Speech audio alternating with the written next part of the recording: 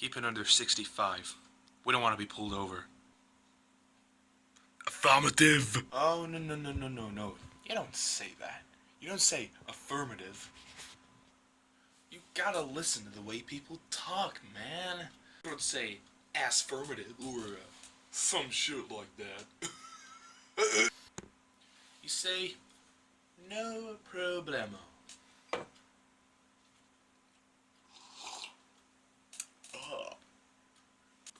If someone comes up to you with an attitude, you just want to say, eat me.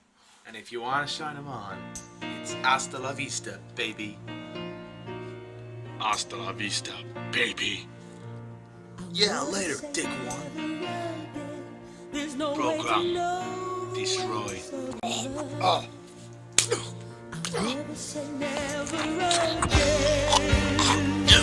Dude, stop it, dude.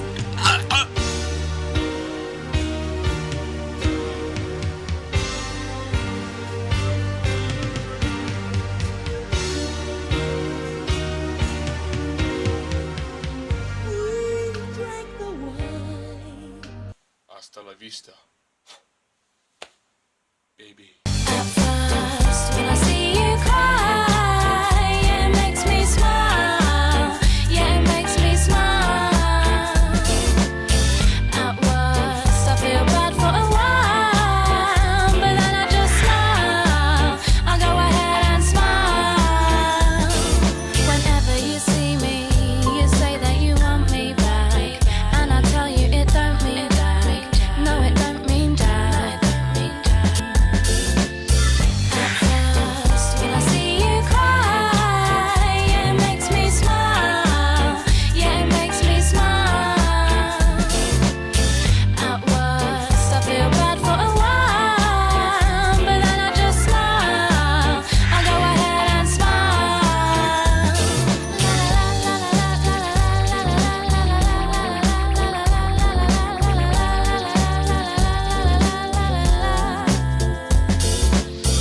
At first, when I see you cry.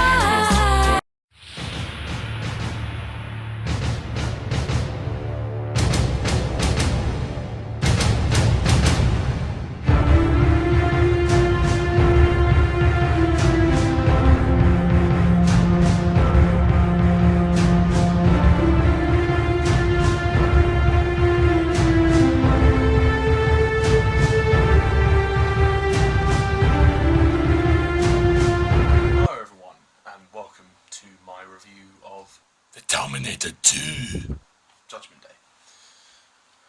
So yes, Terminator 2 Judgment Day, the sequel to the hugely successful film The Terminator, directed by James Cameron. This film is also directed by James Cameron and was released, I think, the 90s, the very early 90s anyway. So yeah, in this instalment, it's very different to the previous one. Sarah Connor has been locked away in a mental hospital because they all think she's made the whole story up, but she's been suffering, she's being tortured, she's being injected with all these kind of medicinal things. Meanwhile, her son, John Connor, is like an 11-year-old kid, and he lives with some foster parents. And the T-1000 has been sent to go and kill him, which was basically what Arnold Schwarzenegger's job was in the first film, but except it was with Sarah Connor. This time Arnold Schwarzenegger has come back to defend John Connor, and they have to break Sarah out of the mental hospital, and they have to go on a mission to stop the T-1000, and chaos ensues, and it's another action ride. So yeah, that's the basic gist of Terminator 2 Judgment Day. Yeah, they have to prevent Judgment Day from happening. So yeah, this movie's big. If you thought the first one was pretty big, think bigger. I mean, I'd heard a lot of great things about Terminator 2, and I can honestly say, yeah, I really liked it. I think it's interesting how how James Cameron raised the stakes in this one. Obviously the first one was kind of more simple, it was kind of a fun ride, it was short, it was tight, it was brisk and it moved along. It was a great fun ride. This one has a little bit more complexity to it, but it's still kind of similar. But it's not completely derivative of the first one, although there are similar elements to the first one. First of all, I really like the character development in here. This, I feel, has better character development than the first one. I really like the character of John Connor. I just love the fact that, you know, he's a kid. I mean, normally kid actors are pretty bad. Jake Lloyd, yippee! But, don't know the actor's name, but the actor was great. John Connor's just a rebel. He's a rebel. Like, at the beginning of the film, you see him, like, on his motorcycle, he's out with his mate, and he's a bit of a rebel. He's just stealing money. He's a bit of, yeah, he's a rebel. He's just, he's out there to cause trouble, and little does he know that his trouble will soon end up in him being targeted for murder. So there you go. I also like the continuation of Sarah Connor's development and how she sort of becomes mentally unstable. She's being tortured and, well, not necessarily, yes, I guess she's sort of tortured and injected with all these different things. You know, they all think she's like a nutcase, except she knows what's going to happen, and she is very determined to stop what's happening. She has this kind of premonition through the ghost of Kyle Reese, who kind of reappears. These reviews are all spoilers, by the way, so if you haven't seen the films, go away. Sorry, if that might be a spoiler. But yeah, no, it was nice to see that moment, and it was nice to see the two of them reconnect, considering, you know, he died at the end of the film. It's a nice little emotional kind of nuance to that. Speaking of which, this film does actually have quite a few emotional scenes in there. There are some pretty nice scenes. I mean, Arnold Schwarzenegger, you know, he's back. I think he's a bit better in this film, actually, because he has more to say. There's more lines. In the first film, he's just kind of this killing machine. It was good, but that's all he does. I mean, obviously, it's a bit difficult for him because the character has to show no emotion. So it has a little bond with John Connor. They have a little relationship, and you know, they kind of bond together. He's trying to get the Terminator to show some emotion, to try and smile, to try and laugh, to try and speak properly, and then towards the end, when the Terminator is about to sort of, you know, destroy himself, you really feel that John cares. John has really cared for him a lot over the course of the film. That relationship has developed into him really caring about him, and he doesn't want him to die. You know, Cameron hit the mark on the emotional moments here, and I think James Cameron's direction as a whole for this film was pretty good. I mean, about on the same level as the first one. I think maybe a little bit better because of this movie reached a slightly more emotional kind of peak, which I really liked. And of course, you know, it wouldn't be a Terminator film without the action. The action is very big and spectacular. It offers a lot of spectacle. It really does. And the plot is interesting again, albeit very simple. I mean, there are a little more characters and threads that come in later on. Like, I like the character of Miles. He's very good, and his death was quite intense. Like, he had this sort of breathing, and he was kind of holding on for dear life, and then he couldn't hold on to the detonation device, and then boom, that's it. It's spectacular. It is a spectacular ride, and I was thoroughly impressed with it, I have to say. The sets and production design, well, it's not really sets, they're kind of on the road for most of the film. I like the narration by Linda Hamilton as Sarah. I think that really works for the film. She's a much different character. She's a lot more tougher. She's been through a lot. She's much more of a fighter in this film. Before, she was a victim in the first film, and now she's gone from being a victim to the fighter. So it's very interesting to see how it all kind of...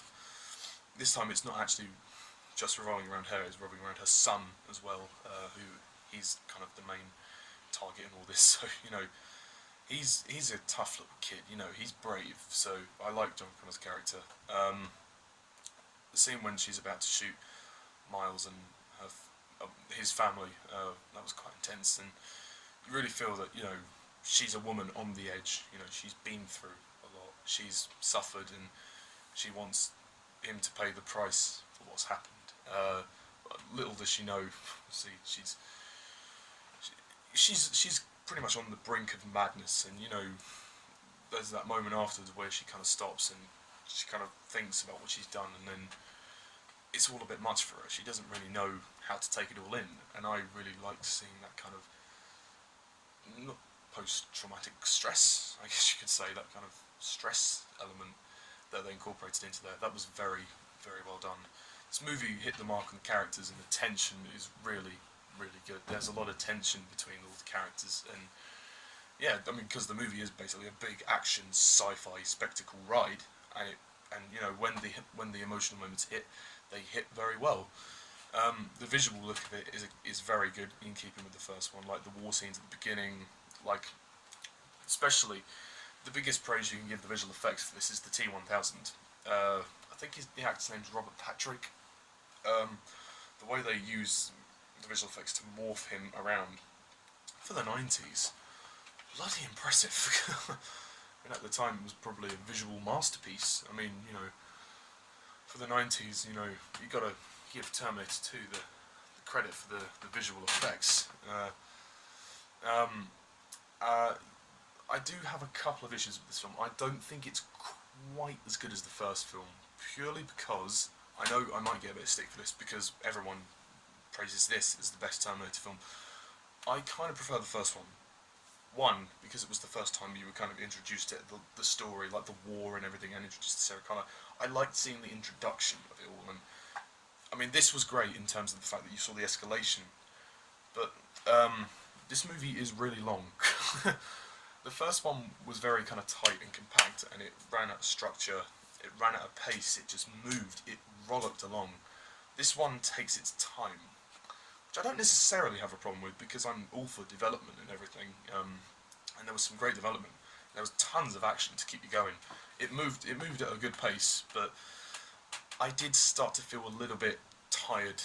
Like I thought they kind of the climax was very lengthy. They could have shortened that a little bit. I think after Aliens, Cameron tended to make all of his films really long. I don't know what it was, but Cameron likes his long films. I think this film was slightly too long. I can deal with it. I mean, it was like 2.5 hours long. It was fine, but it moved at a pace. But maybe there's a couple of scenes that could have been cut. I liked seeing the scene where Sarah is about to destroy the T-800, because if you've seen the first film, you'll know that she had a bit of a bad experience. That thing hunted her down, you know, and tried to kill her. So naturally, she's going to try and kill it. But John Connor's like, no, he's here to help us. He's here to help us. We can't, you can't destroy him now. He's got to help us. So I like how sort of John was kind of, his loyalty was kind of torn between his mother and, you know, the T-800, which was quite interesting, really, and how he kind of forms that bond. And she kind of looks at John and obviously worries about him because she's his mother, worries that, you know, what if the T-800 turns against him and tries to kill him? You know, obviously, a natural worry. And because Sarah's been through a lot, she's very apprehensive about all these things. I like seeing how kind of anxious she is. She's very anxious, and you know, when she's like, you know, you said 6 months. I could say in 6 months, I've made improvements. I can go now, can't I? She just flipped the shit, literally. Like once the doctor, I can't remember what his name was, Dr. Silverman, told her that she couldn't go. She went out of her mind. Like, I like how there's certain things in this film that mirror, from at the beginning, that mirror the end. Like there's a thing when they turn the keys into the safe, mirrors the end of the film with the same moment with two different characters. Sarah's kind of vision of the children in the playground, that was really interesting actually, very insightful, very deep. This film's a bit more deeper than the first film, which I quite like. They do the same thing at the beginning and the end, show that, you know, throughout all of this she's still, you know, all of this has sort of clouded her mind, and you know, it's really interesting. I found it very, very interesting. There is a certain amount of baggage to the film. I think there's a couple of slow scenes, but not dramatically. Like, they stop off at this kind of, it looks to me like a wasteland, but it probably isn't. Well, it's one of Sarah's friends. They go and see one of Sarah's friends. It's called Enrique.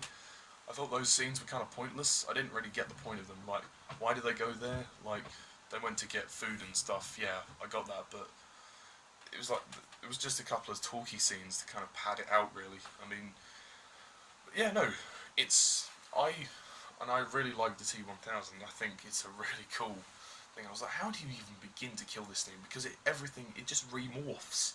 It remorphs back together, and seeing it burn at the end was really cool. Like I said, great action spectacle, great character development, great script as well. A couple of cheesy lines. You know, Cameron's like it when he writes a script. He does have a tendency to fart out the cheesy ass lines. I think mainly for John Connor, but yeah, good acting, solid storyline, really good momentum. It moves along.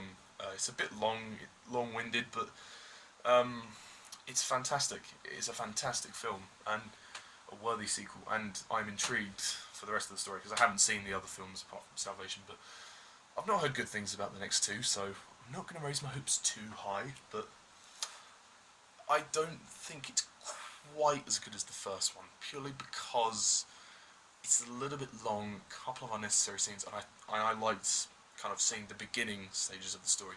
But this had some really good moments in it, and I was thoroughly impressed. So I'm going to rate this film a 9 out of 10.